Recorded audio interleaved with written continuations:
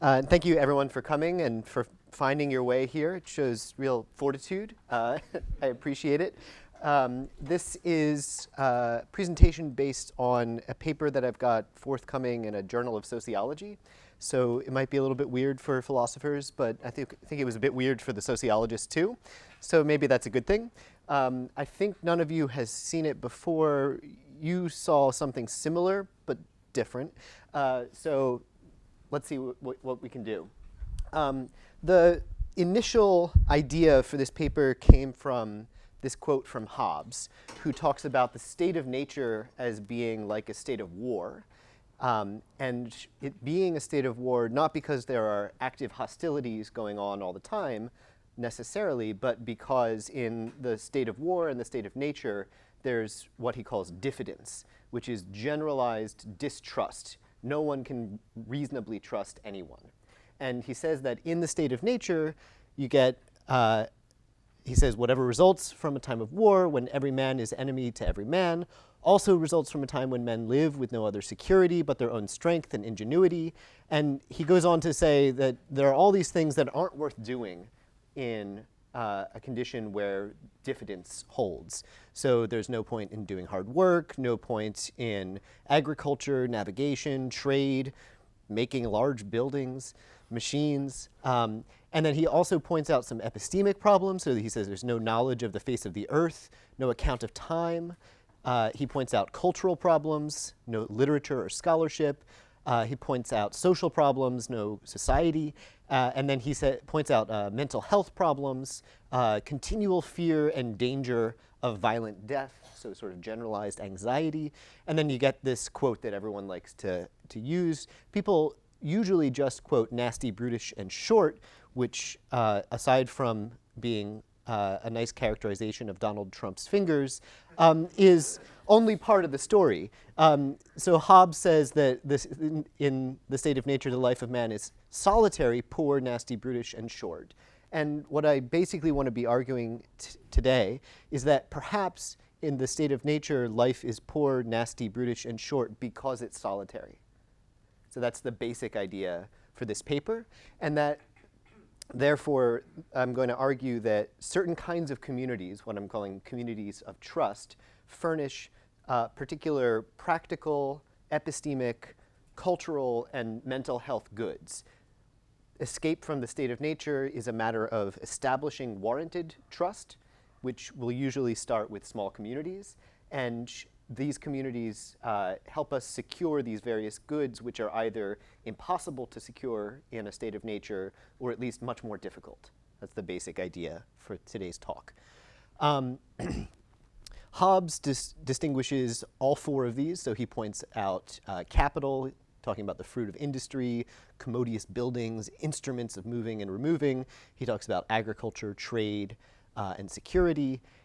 He points out some epistemic goods that are furnished by communities of trust, or at least that are impossible to have in a state of nature.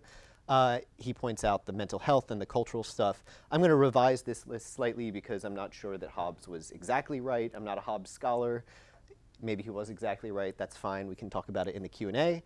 But I'm going to focus on a slightly different list that still includes all four of these types of goods. And I'm going to build on the work of Annette Beyer, who put trust on the map for philosophy with her paper titled Trust and Antitrust.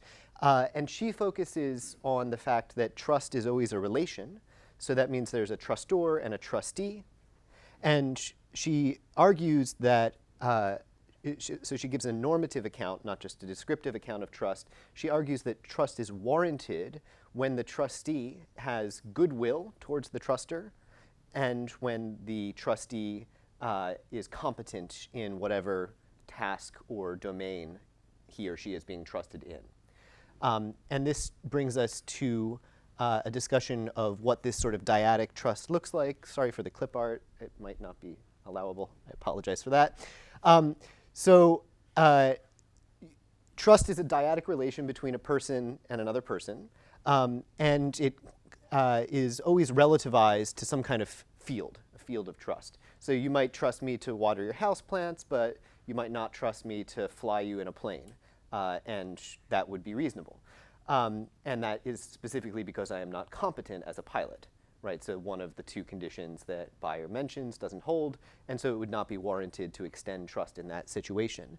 The field of trust can be a specific action, so you can just trust someone to do some particular thing, but usually trust is actually a bit more broad than that. So if you trust me to water your plants when you're on a holiday, you could be trusting me to take this one particular action, but it probably extends a little bit beyond that, in the sense that if I become, for some reason, incapable of watering your plants, I arrange for someone else to do it, right? So it's extending trust to someone is usually about securing some end or about preserving and promoting some value.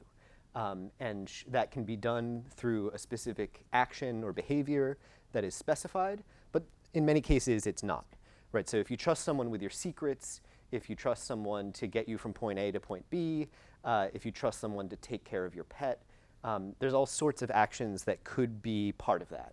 And the amount of trust that you put in someone will help to sort of delimit the scope of this field.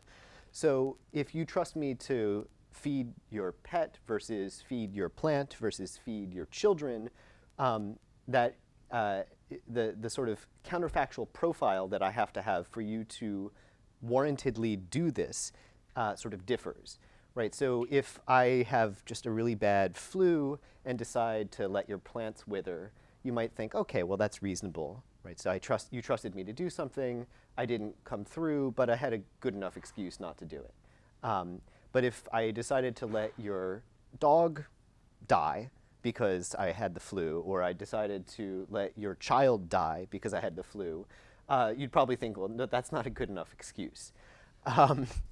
So the scope of the field of trust is the way in which we sort of delimit the counterfactuals or contingencies that might impinge on someone's living up to the expectations that are applied to them with trust.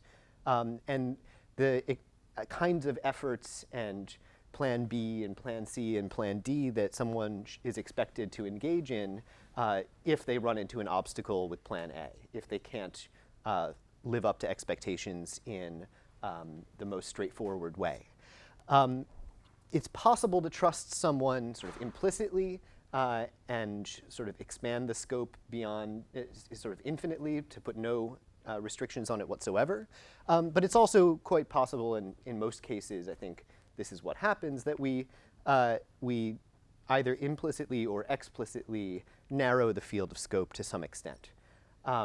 So I might say, okay, here's my keys. You can feel free to drive my car whenever you like, but don't take it out at night because you don't have experience driving in the dark, or don't take it out when it's icy because you don't have any experience driving on ice.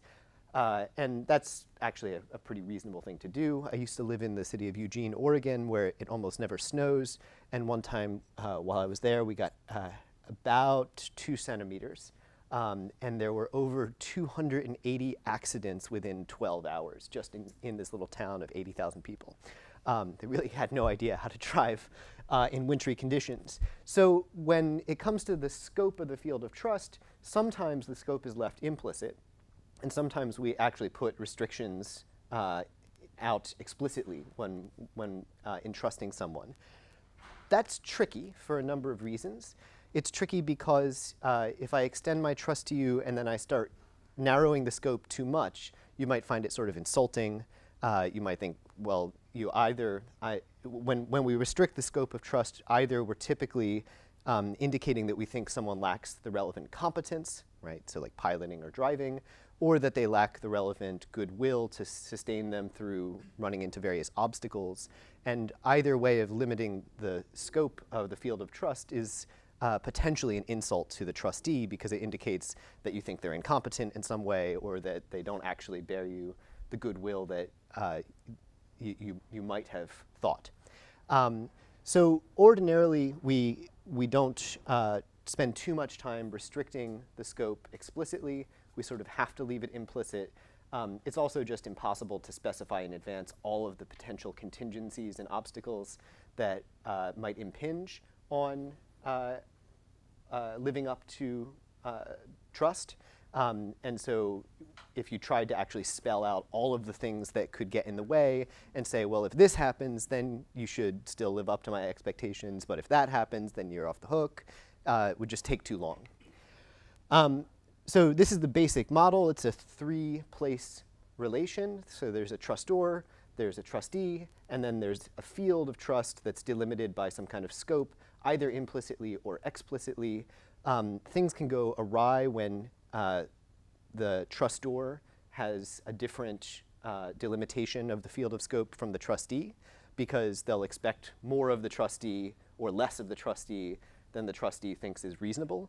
So in the ideal case, people have at least roughly the same idea about what the scope is. But as I said, it's very hard to know exactly what the scope is because it's difficult to spell out the contingencies, and also because it destroys trust to bother doing so too much. Right, so the trustor thinks that the trustee has competence, goodwill, and I also think a third condition is probably worth adding, namely that the trustor thinks the trustee has good sense. And by that I mean, if I am trusting you to, say, drive me from point A to point B, and you lack good sense, you might stop and pick up a hitchhiker and get us both killed.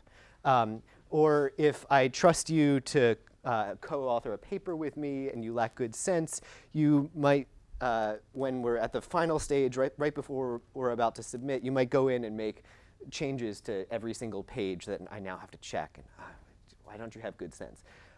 So I think that all three of these are probably necessary components for warranted trust. But what I want to focus on now is a specific kind of extension of trust, specifically delegatory or higher order trust. So think of the case where I give you the keys to my car, and I don't explicitly tell you not to drive it at night. I don't explicitly tell you not to drive it in the snow. And I don't explicitly tell you whether you can lend the keys to some third party.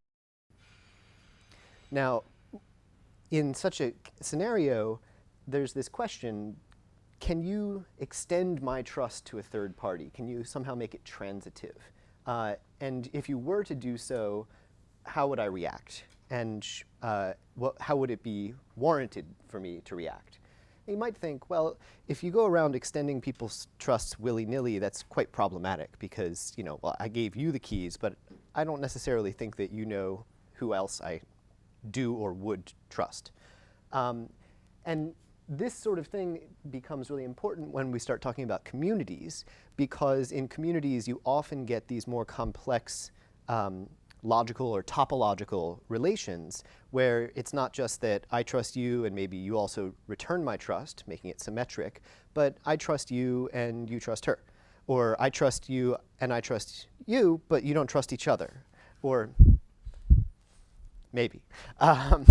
So what I want to focus on is these topological relations, which I think are really interesting, and they're basically completely unexplored in the philosophy of trust to date.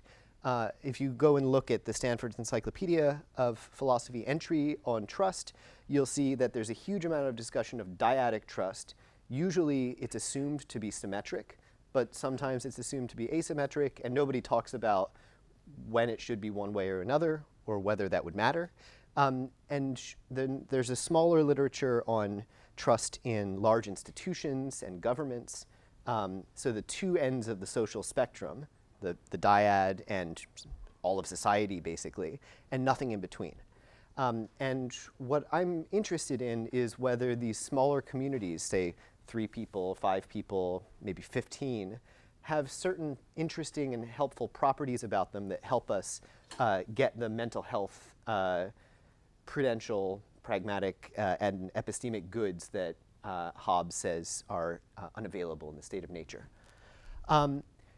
You can see an interesting example of how a small community of trust works in this book by Jonathan Shea called Achilles in Vietnam.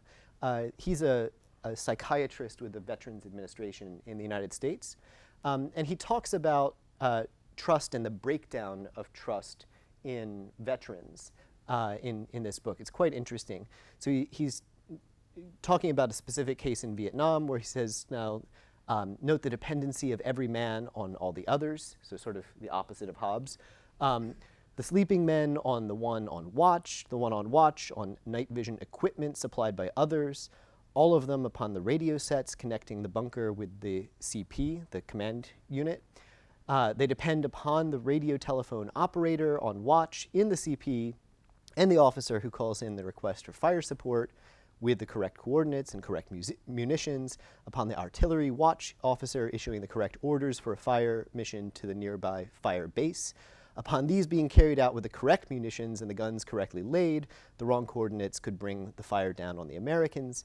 He discusses friendly fire, as it's sometimes called, and how that is one of the key predictors of PTSD in Vietnam veterans. They feel like when friendly fire occurs, they sort of lose their trust in the whole system, the social system that they've been working with, and they can also lose their trust in sort of the material and artifactual world around them. You see he mentions all these different bits of technology. So he has this idea that one of the things that leads to PTSD in veterans is they end up back in what Hobbes would consider a state of nature. They have diffidence. They distrust everybody, and they distrust even the physical world. This brings us then to the definition of a community that I'm going to be using here. I'm going to use it as a technical term. I don't care whether this is what it means in ordinary language. I'm going to define a community just for these purposes as whatever social structure is best suited to furnishing these four types of flourishing related goods, namely some prudential goods like coordination and cooperation, epistemic goods like testimonial knowledge, self-knowledge, collaborative inquiry, and mutual and common knowledge, mental health goods related to recovery from grief and trauma, and cultural goods related especially to collective identity, but also the arts and letters stuff that Hobbes talks about. I might not have time to talk about the cultural one, but it's the one I understand least well anyway, so maybe you don't want to hear from a Philistine about culture. So let's talk about some of the prudential goods that communities furnish. They foster goodwill among their members through various psychosocial mechanisms. So a community fosters goodwill, which in turn means that its members will satisfy at least one of the criteria, one of the conditions associated with warranted trust, namely goodwill. And for this, I've been looking at the literature on early humans, especially in small band hunter-gatherer groups, but also at work on other primates. And you see that, for instance, in Dunbar, who talks about bonding through social grooming. So he's got this very interesting line of research that he's been pursuing for several decades now, showing that the size of a species' neocortex is related to the maximum number of individuals in a stable group. Basically, the bigger your brain, the more people you can know, and the more people that you can get along with. So he's found this very interesting work that shows that humans sort of max out around 150. This is seen in the size of churches before they split. It's seen in the size of military units before they become ineffective. It's seen in all kinds of social groups.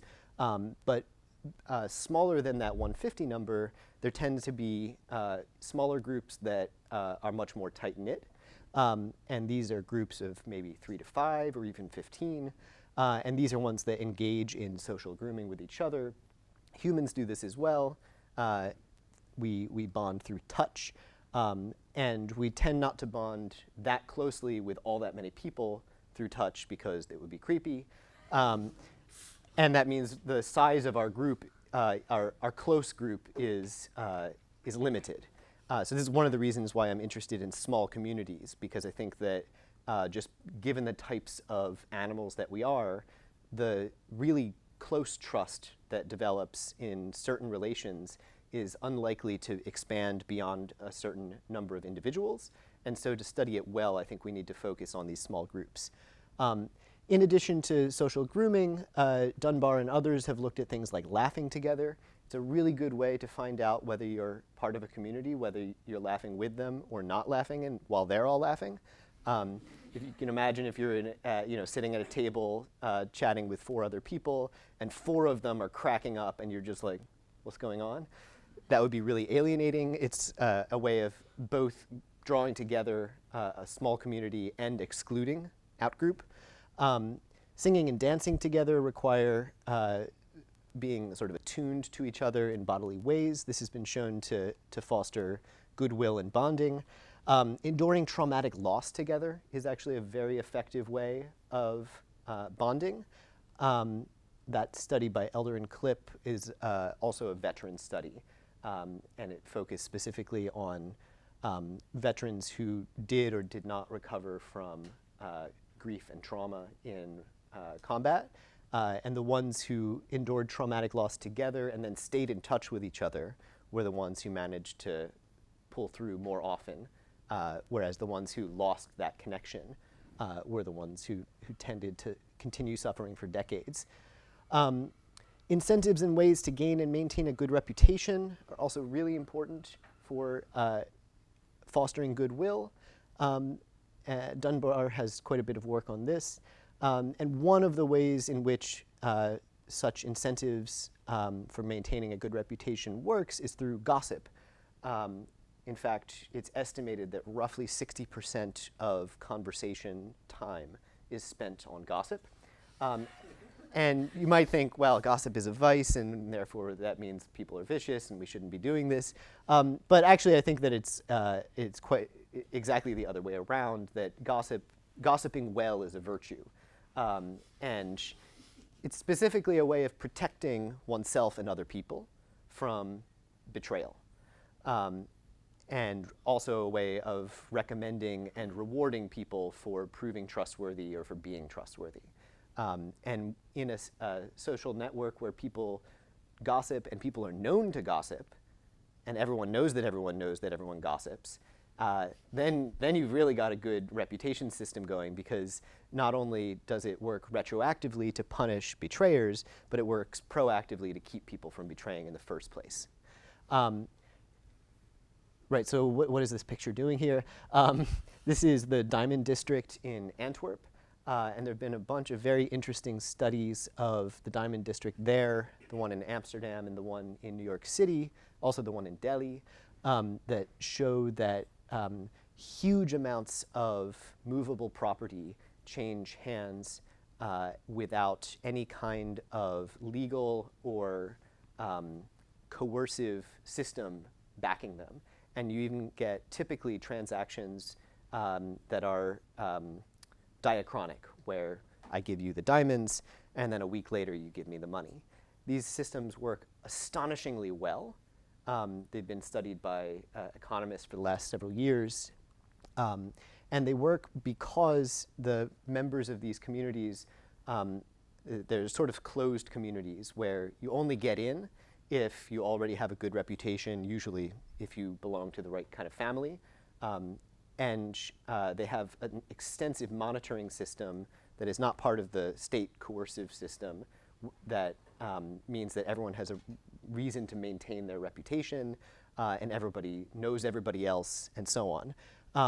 And so that sort of community is the kind of thing that I'm interested in. It's actually a little bit bigger than the kind of community that I'm interested in. It's maybe a few hundred people. But it's effective in the way that I find other communities of trust to be, specifically supporting things like coordination and cooperation.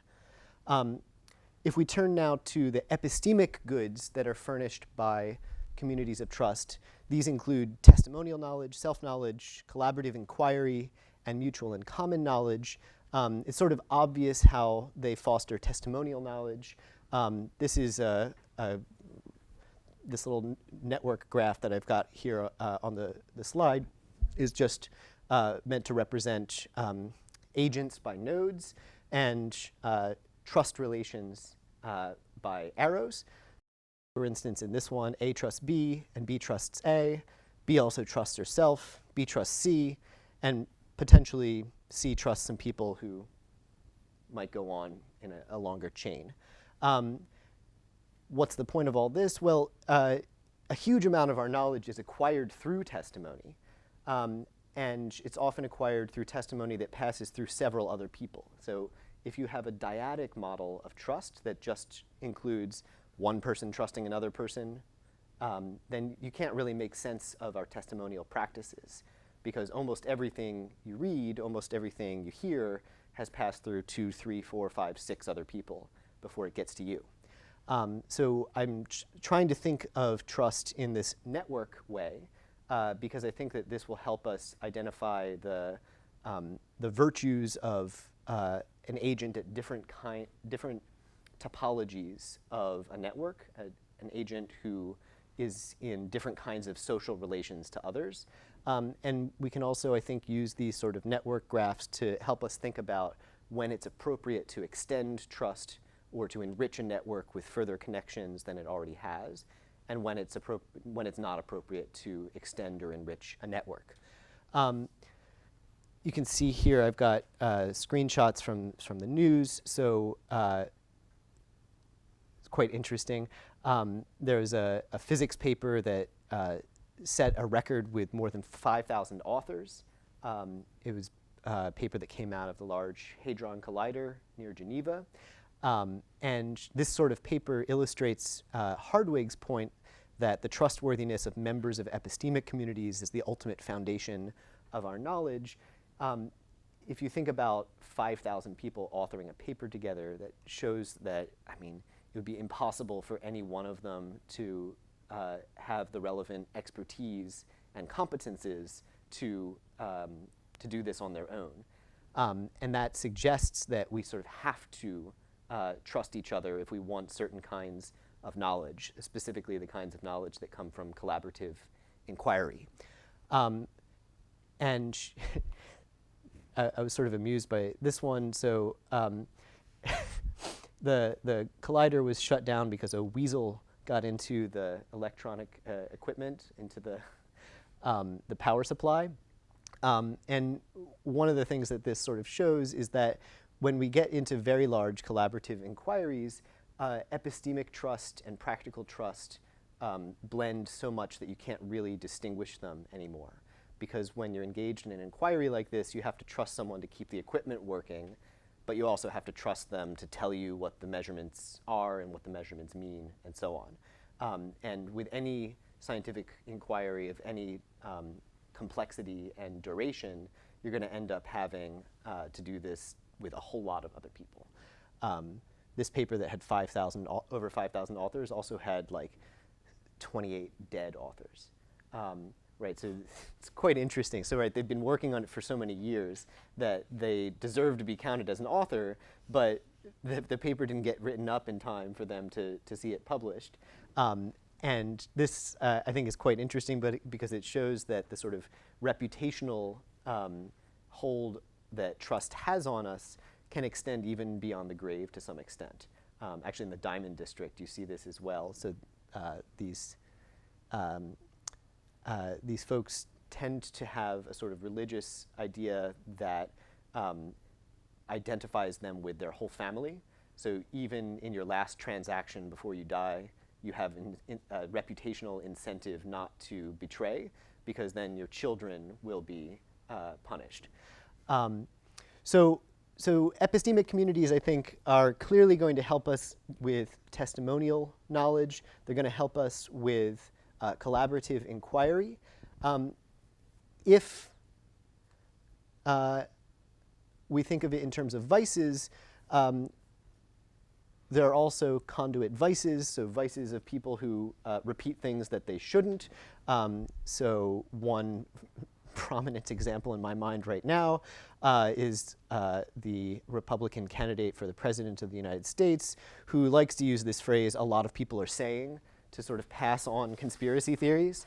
Right, so he's occupying one of these nodes, B or C, where some people say some stuff, and he doesn't outright assert it himself. He just passes it on.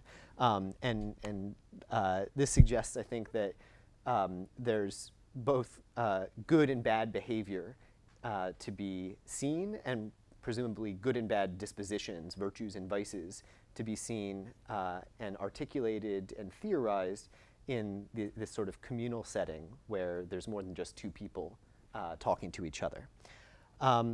So that gets us testimonial knowledge and collaborative inquiry. What about mutual knowledge and common knowledge?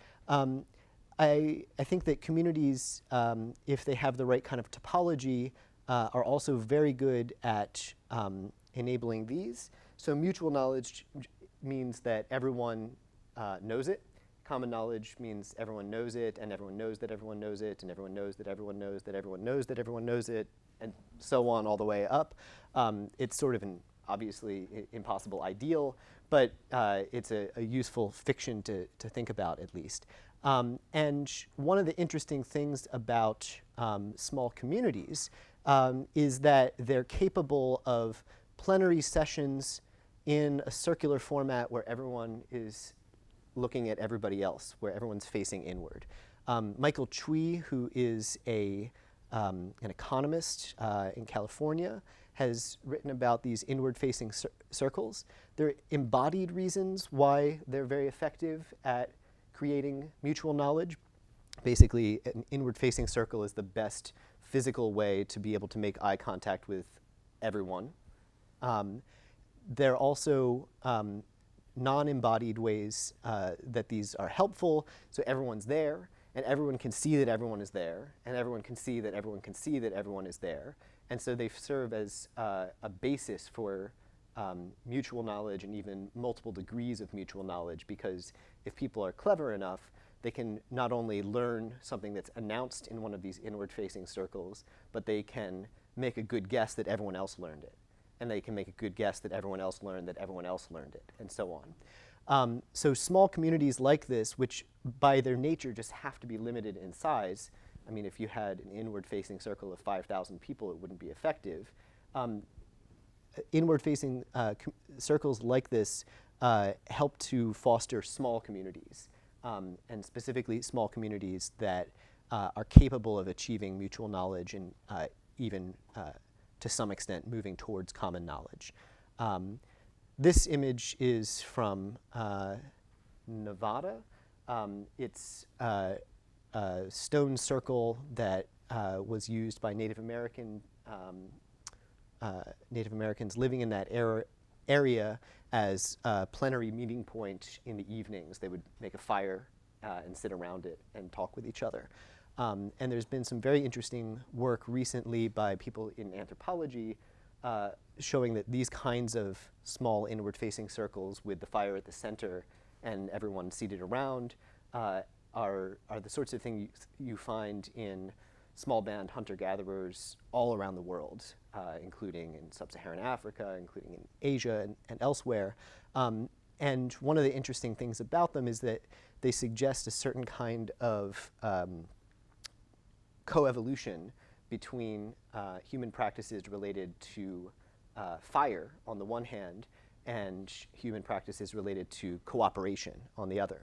So when humans finally started to get control of fire, we mostly use them, fires in the evening, because they provide light in addition to heat, but they don't provide a huge amount of light, so that means that you can't do all that much when you're sitting around a fire. What you can do, though, is tell stories and gossip. This recent work by anthropologists shows that, at least with the Bushmen, who are still living this kind of lifestyle, that's exactly what they do in the evening. They make a fire, they sit around it, and they talk about what we are, what they are, and who did what. Right, so it's a perfect way to establish collective identity, a contrastive collective identity, which is a little bit worrisome, and also a really good way at achieving, at gossiping about reputation, and at achieving mutual and even multiple degrees of mutual knowledge. So that is why I think these communities are so helpful in epistemic terms. I think I've talked about all of these except self-knowledge. The basic idea there is that in a community, people can echo back to you what you say, often in a slightly distorted and perhaps even idealizing way, which can shape your self-concept and in so doing give you a certain kind of self-knowledge. I've written about this in a paper, and David Wong has also written about this in his book Natural Moralities, but I'm going to leave that bit aside for now. The third type of good that communities of trust can furnish is mental health, specifically associated with recovery from grief and trauma. So if we go back to Jonathan Shea's book, Achilles in Vietnam, near the beginning he argues, or actually he just sort of asserts, he doesn't quite argue, but he asserts based on his clinical experience that healing from trauma depends on communalization of the trauma. And he says being able safely to tell the story to someone who is listening and who can be trusted to retell it truthfully to others in the community. And then he says listening in a perfunctory way destroys trust. So I find this quite interesting to think about in terms of this network diagram. So basically, if we think of the agent pictured here as A, Shea is arguing that even if A trusts B and B trusts A, and A tells her story to B, that's not going to be enough for A to recover effectively from grief and trauma. A has to expect and reasonably expect B also to tell the story to C, to some third party. Okay, so why would that be? It's not clear in Shea's writings why this is the case, but he's making a generalization based on his clinical experience. Later in the book, he says, any blow in life will have longer lasting and more serious consequences if there's no opportunity to communalize it. This means some mix of formal social ceremony and informal telling of the story with feeling to socially connected others. In his next book, Odysseus in America, he tries to explore this in a bit more analytical detail. I do confess it's still not that sophisticated, but he's a clinical psychiatrist and he's just generalizing on his clinical experience. So he tries to define this concept that he calls social trust. And he specifically says that it requires at least 3 people. He says dyadic trust between 2 people, no matter how many times it's pairwise created, doesn't make a community. A community begins with the addition of a third person, in the belief of each individual that when alone together, the other 2 will continue to safeguard the interests of each, even when that person is absent. So he means not only do I trust you and you, but I also trust you to not betray me when I walk out of the room, right? So it requires this third person to create a community, which I find quite interesting, but again, he doesn't say why that would be. I think part of it has to do with the sense that the world is stable. So if it's just you and me, maybe it's like we have this weird understanding of the world and we're wrong. But if the social world is sort of stable when I leave and then I come back, it's still the same or similar, then I feel like I can trust that world still. Whereas if it's just a single other person, maybe that doesn't work anymore. Shea identifies 4 dispositions that members of such a community can have that will help someone recover from grief and trauma. He doesn't call them virtues, but I think it's pretty straightforward to describe them in those terms. So he says one is a certain kind of strength. He says it's a disposition not to get freaked out or blame the victim when they tell you their war stories. And he says that if veterans don't have someone that they trust will behave in this way, then they're not going to tell their stories in the first place, and then they're not going to recover as well. He also argues that they need compassion, both cognitive and affective, respect, meaning in his terms, the willingness to be changed by the story that someone tells you.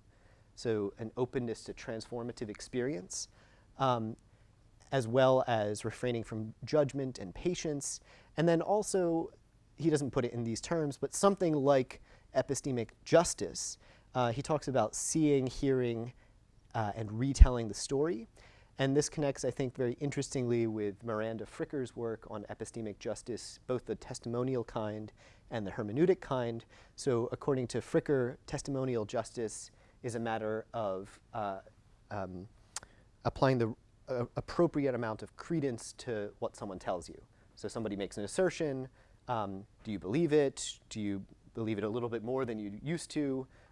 If you systematically disbelieve what someone says, especially because they belong to some group against which you're biased, then Fricker calls that a kind of testimonial injustice. And one group that she hasn't written about, but which I think deserves a lot of attention, is veterans, because they often make assertions, tell stories that are disbelieved by civilians when they come back home. And this can lead to a breakdown in trust, where veterans basically only will trust each other, or even a small subset of each other, and that prevents them both from fully participating in the society and keeps them from recovering from their war traumas as effectively as they might otherwise. The other bit relates to what Fricker calls hermeneutic injustice. And this is a bit speculative, so I'm curious what you think. So hermeneutic injustice occurs, she says, when someone is systematically denied the conceptual and linguistic resources to make sense of their own experience. So the example that she uses is sexual harassment. She points out that the term didn't even exist until the 1970s, and that up until that point, it was difficult for women who faced sexual harassment to sort of conceptualize what was happening to them, and to communicate that effectively to others as the serious harm that it is. I was talking with Peggy Desaltels a few months ago about this example, and she said, yes, that's exactly how it was for me. I was being sexually harassed by my boss at one point, and when I tried to tell other people about it, I would have to say things like, I think my boss is romantically interested in me. Right, and it doesn't express what's the actual phenomenon appropriately. So Fricker thinks that hermeneutic injustice is a species of epistemic injustice that occurs when people lack certain conceptual resources and do so because they are in a disempowered position. And I think that there's an interesting case to be made that part of the reason why social trust involving a community of more than two people is effective is that if you can tell your story and have it retold to someone else, that means that whatever you just said made sense, that you were able to express your experience in a way that makes sense to others, who can then repeat it to third and fourth parties. And the idea then is that if your experience doesn't make sense to others, you might think it doesn't make sense to yourself, and then you can't get over that. It's very difficult to get over an experience that you can't conceptualize and verbalize. So the idea then is that it's a reassurance to the initial speaker, the person who's talking about their experience, that it makes sense, that it was as bad as they're trying to express. And this relates to some work on remembering the Holocaust by people like Jeffrey Bluestein, who talk about the need to bear witness. He even talks about it as a duty to bear witness and to ensure that others repeat the story. And it also relates to some work by Elizabeth DeVita Rayburn. She's a journalist. Her brother was the boy in the bubble. You may have heard about his story. So he had an autoimmune disorder that basically meant he had to live in a plastic bubble. He died at the age of 18 when I think she was 3 years younger than him. And she talks about how it's difficult to describe that kind of loss, the loss of a sibling. Sorry.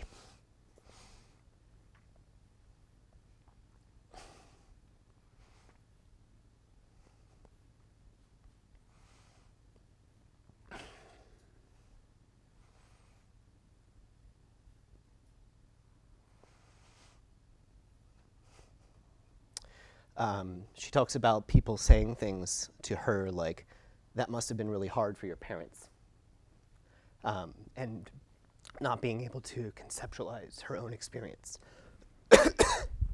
Sorry, give me a second.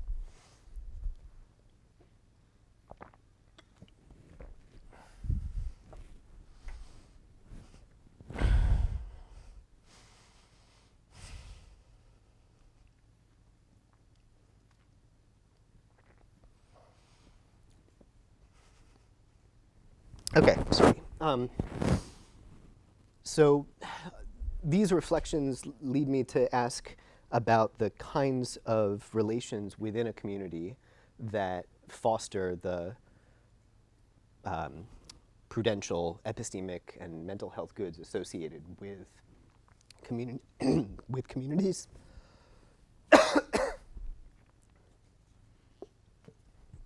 And I'm specifically interested in the ordinary stuff, so transitivity, symmetry, reflexivity, and the Euclidean relation.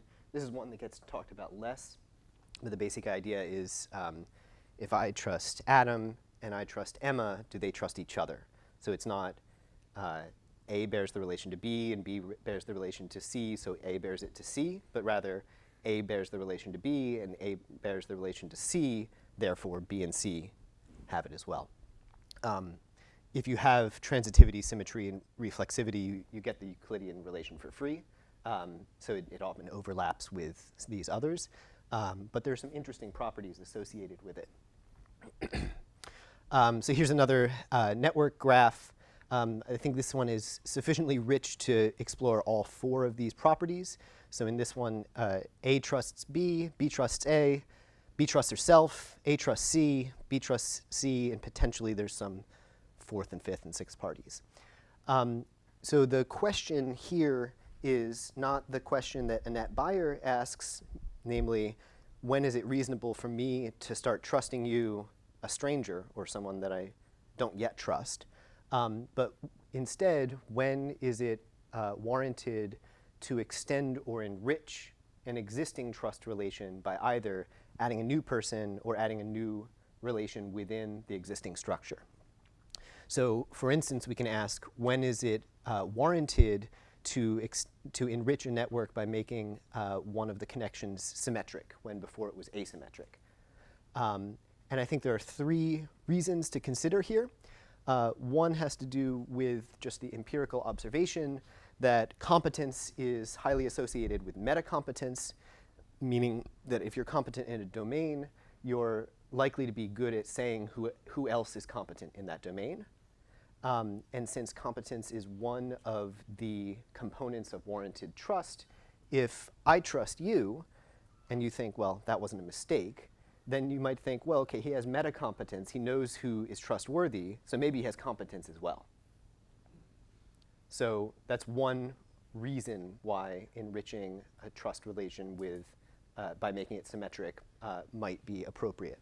Of course, these are all just pro tanto reasons. They're not decisive, but I think it's one reason. The second has to do with just previous bonding or reputational mechanisms. So any of the kinds of stuff I mentioned when I was talking about Dunbar, if A and B have engaged in any of this kind of stuff together, that would mean that it's likely that they bear each other goodwill. And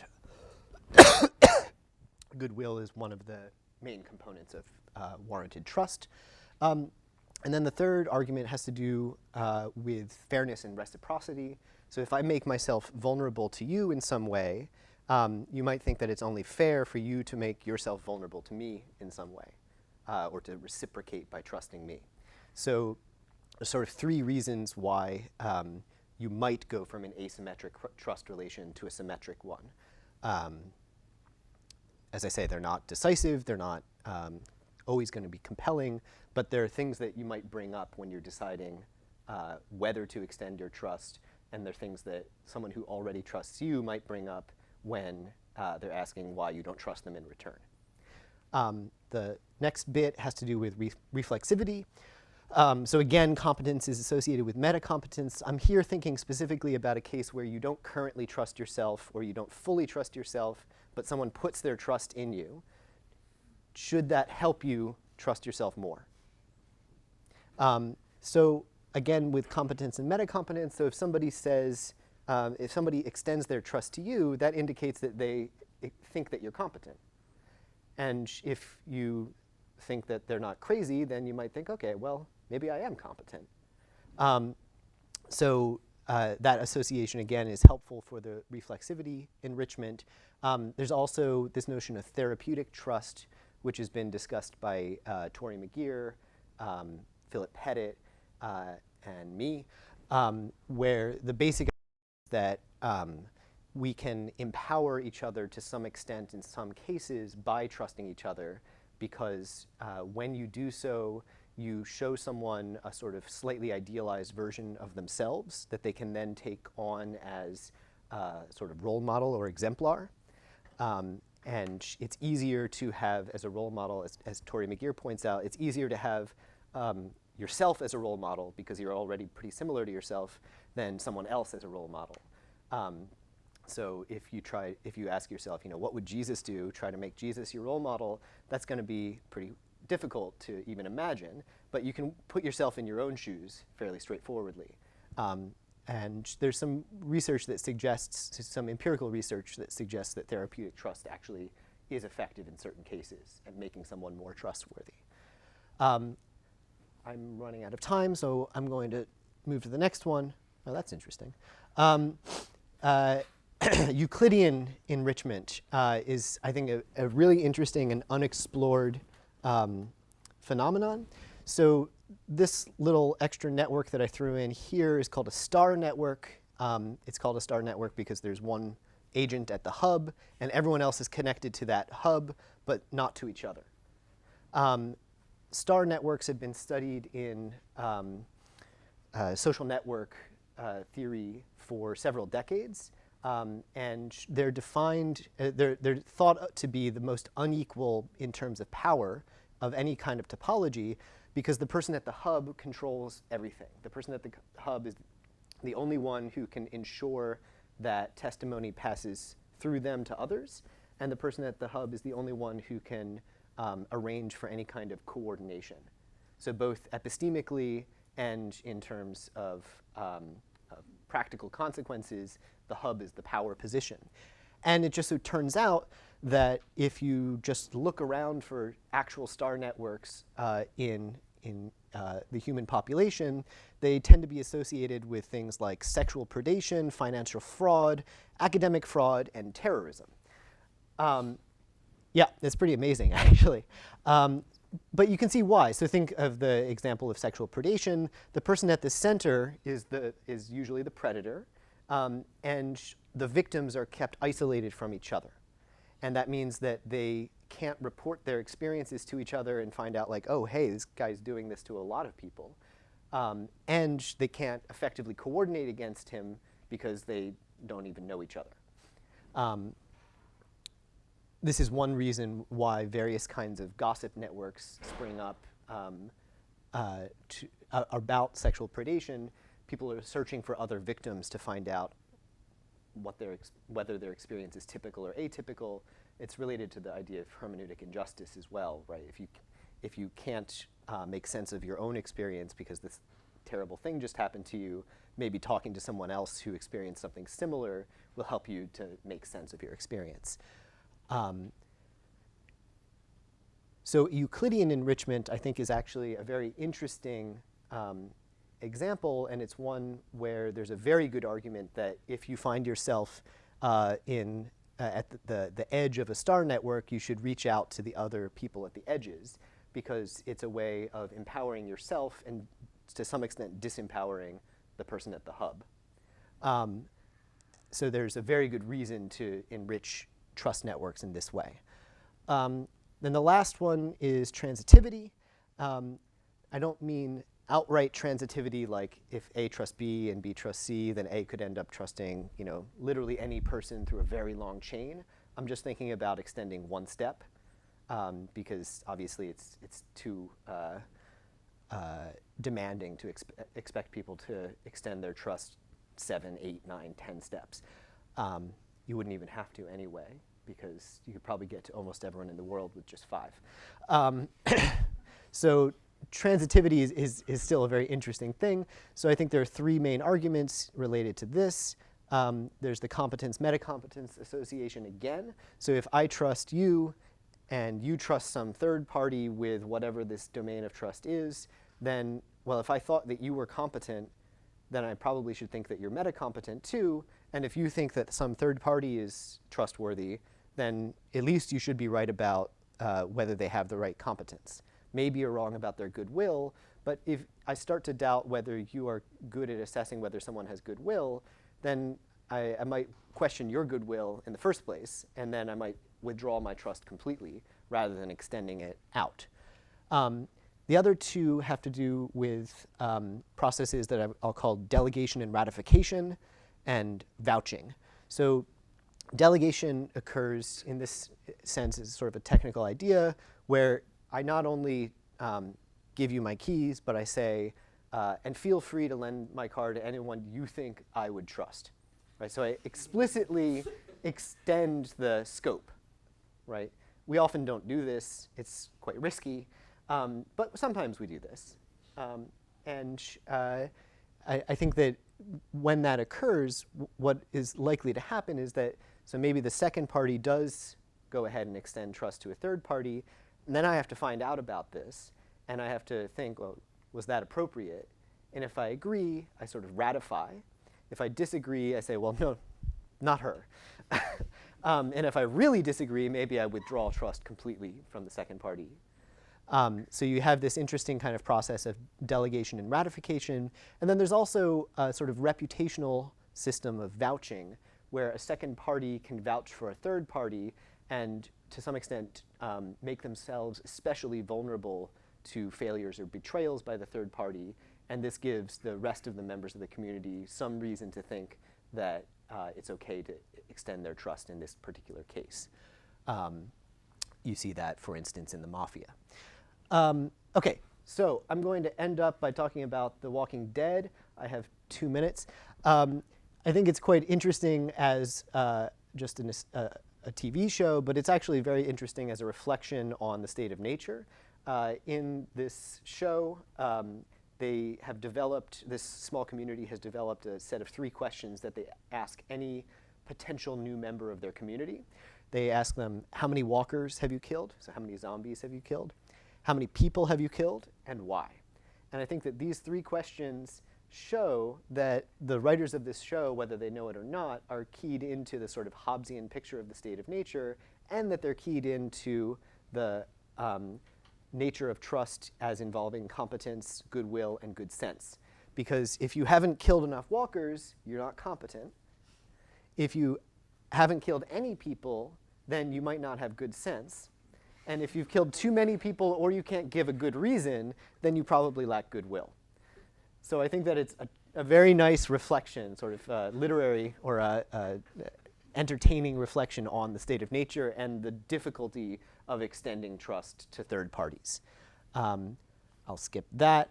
The very last bit is that communities of trust also have certain drawbacks associated with them, and I think that those drawbacks are sort of essentially related to the mechanisms that build such communities in the first place. So they're things that we sort of have to manage rather than things that we can try to eradicate. One is that they tend towards conformity, as you can see with these pictures from an American sorority. They also tend toward distrust of outsiders. The Americans in the room might recognize this image. It's called the thin blue line, and it's a sort of icon of the police in the United States. And it's sort of represents an attitude among at least some police officers that they are this embattled community that can only trust each other, and everyone else is to be distrusted. And especially because police can suffer from actual violence, and because they often bond through many of the mechanisms that I mentioned earlier in the talk, they end up in many cases distrusting the civilians that they're meant to patrol. So there's all kinds of values, both intrinsic and instrumental, associated with communities of trust. I think I'm just going to leave it at that, and thank you for your time.